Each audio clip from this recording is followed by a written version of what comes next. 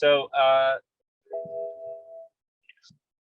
all right. So I try to not to repeat what has been said before, those wonderful presentations, and to keep the overlap minimal, because it was very exhaustive, and I think it was very insightful from the other speakers before. So let me maybe speak a little bit why we surrender to the metaverse. And I also think we're talking about maybe at least a 10-year frame until the technology is ready from the performance really to deliver a metaverse. I think now we have these metaverse moments where we can see bits and pieces what a metaverse can be, but of course it takes a while until we have it. And if one key enabler in the metaverse is the 5G and 6G. Yeah, without the mobile communication, which will connect everything with everything, the virtual world and with the real world, we will not have this full immersive experiences of the metaverse. And 5G will be not enough, because usually in the telecommunication space, the next generation always completes the vision of the previous generation of mobile communication. So the vision of 5G being a mobile network for cloud computing, basically, where everything's in the cloud, and IoT for the Internet of Things, which will connect the physical world completely, will be only realized with 6G. Yeah, and we are just rolling out 5G, and 6G has a framework maybe that the first 6G implementation will be by 2030, which then complements or completes the 5G. And in the 6G, the R&D has only just started in delivering that. So that may be from the time frame. Then will it come or will it not come? I'm for sure it will come. I think that's not a question. And here the previous speaker said that there are actually bits and pieces in the past, you know, creating a digital self, Roblox, the game for kids, you know, that one that probably comes closest to metaverse. Maybe Facebook will not like it to hear that, but I think Roblox is a most advanced or has most metaverse moments, so to speak. Importantly, it has its own economy, its own, you know, you know, how to sell and buy stuff. It is always on. It is near real time.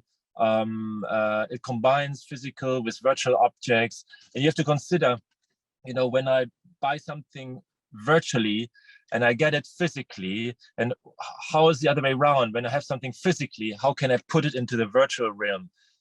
So there are many questions open, but why would it come? And there are several, from my side, several ways, and probably every one of you know Pokemon Go still. I think this game has disappeared. I'm not sure whether it's still there. But you know, Pokemon Go, you have your mobile phone, this augmented reality, and you go into nature, and usually for young people, I mean, younger than we are here, this nature is really utterly boring. Yeah, so with the parents, let's go to a park, enjoy, and they really don't want to go. But as soon as they have this virtual avatar in front of this very boring real nature, they suddenly enjoyed it, right? And there were these casualties where they unfortunately fell over a cliff and all those sad accidents, which is not now my concern here in this conversation. But so basically they put a frame in front of their eyes, saw this nice, beautiful nature, but needed that frame in front, you know, searching this Pokemon Go, finding it and catching it. So that's very interesting. And it pulled in really many people, many like children, you know, using this Pokemon Go. And then the question is, what is that virtual frame in front of you? What is that psychologically? And actually, it is in psychoanalysis, like Freud, Lacan, Zizek, these kind of psychoanalysts, to say this is an object cause of desire.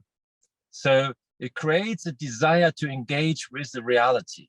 And when you take away that object cause of desire, this Pokemon, then suddenly that reality becomes utterly boring again. To think differently of what is an object cause of desire, let me quickly give an anecdote. So imagine there is okay, it's not so progressive. It's kind of old style. There's a boy and there's a girl, and the boy likes the girl, but there is this tough father in between, you know, the father of the girl.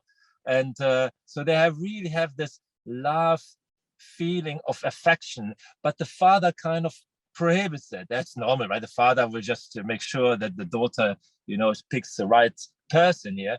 And one day, the father is like, say, on a business trip for a week, it's not there. And now those two could secretly meet, right? Maybe they do. Suddenly, the relationship is gone, broken, doesn't work anymore. So the father was this object cause of desire. It prohibited to engage fully with the other. And there's a deep psychological, this is called the object PTR in French. It's someone else keeps the object of desire. On a more very sad side of this, how this operates on the psychological level, in Nazi Germany, you know, the Jewish people were that object cause of desire. They stole the Nazi Germany the fulfillment of their desire. They said they steal our jobs, they are bad, there was a conspiracy that they own the economy, they're all rich. Of course, you have instances where this might be true, but that's not how our psychology works. It doesn't matter whether it's true or false. They were produced as an object cause of desire, stealing our desire. So we are very deeply, we work on that. And the metaverse, you know, when we look at that, it will be the object of desire. So what does it mean? There was a discussion. What we have to prevent, of course, that we are not getting fully hijacked by that metaverse. So each society, whether it's so-called democratic or autocratic, the comparison is not between like those dimensions of politics. The comparison is, does a society has the right mechanism in place to avoid that we're fully absorbed by the metaverse, or that we use the metaverse to create better social relationships, to create better work relationships, and actually to make an impact on society, on the environment. So we need to use the metaverse not just for consumption and for, you know, you call it hedonistic behavior, just escaping, you know, like in the movie Avatar. You might remember that movie, the Avatar, where the soldier, they picked a soldier which had a fatal kind of accident, you know, he couldn't walk anymore. And then he became kind of immersed in this Avatar world where he fully was a big creature, could run, had kind of superpower. Later, he could not even distinguish whether he was in the real world or in this virtual world. And obviously, he liked the virtual world more, yeah, because he was not reminded of his injury anymore. So that's the society. Yes, there are privacy issues. There are cybersecurity issues around those things. But those things are, as we speak, tackled in the EU, in China, with the whole framework of cybersecurity and privacy laws coming up. So these are concerns. Final word I have, why the metaverse is coming as it will, is basically there are two major threats in history. That's modernization, and that's on the other hand is technology. And the modernization is kind of this, in a way, in a Marxist way, this capitalist modernization, and technology is the enabler of the modern world. Today, the modern world would not exist with modern science and technology. And when you look at what science really is, or technology, it's a language, right? And it's actually, in a way, science, the scientific language of hypothesis and verification. There is no language which is more powerful than the language of hypothesis and verification of the claim you do. You can either falsify or verify that. Whether you live in China, in the United States, in Europe, whether you are woke or not woke, progressive, conservative, that science applies in any of that symbolic universes. Yeah, so you can deny it. We saw in COVID, we can deny stuff or we can politicize, but ultimately it's one of the most powerful languages we have. And we haven't found any other language which is more powerful than that, right? So that's the key driver. The second driver is, of course, the driver to accumulate, to create, to make profit. And the use cases we will see in the metaverse, it is, of course, it has something to do with entertainment, but in the fashion, I mean, they create already the direct to avatar business models. Before it was direct to the individual consumer, where a fashion brand through the internet directly sold it to the, now we will sell it to the avatar, you know, our avatar should be looking good, etc., etc. So basically there are two things. The internet, when it emerged in the 60s, 70s, 80s, and then picked up in the 90s, it was a new source of almost endless efficiency gains. Now we have AI as a new source of almost endless efficiency gain. The problem is now, why is there the tension between US and China?